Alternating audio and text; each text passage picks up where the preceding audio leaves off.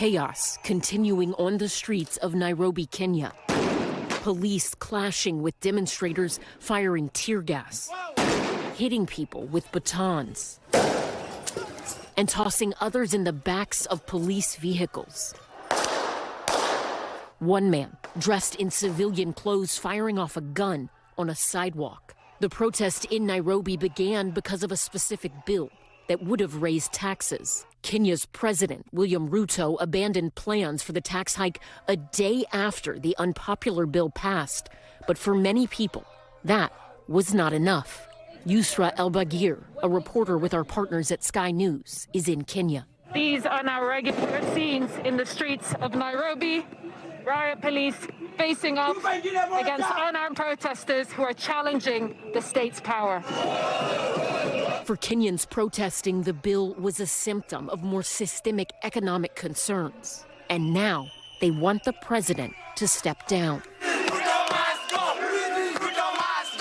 Their frustrations heightened after days of violent and deadly clashes with police. It's no longer the movement that started, it's morphed to something else. What we've seen is really a rogue police, that doesn't ascribe to liberal values of policing in the 21st century.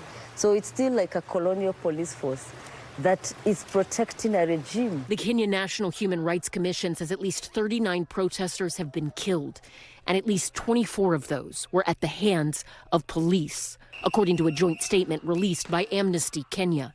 And more than 360 have been injured in what the Human Rights Commission describes as an excessive and disproportionate response.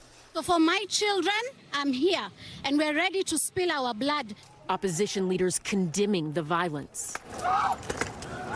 We condemn in the strongest terms possible the abuse of police power in the deployment of violent suppression techniques on innocent and armed protesters. President Ruto responding in a TV interview over the weekend. The president cited a lower figure of 19 people killed, and he defended his decision to call in the security forces to respond to what he says are criminals. 24 people dead. Your Excellency, do you have blood on your hands?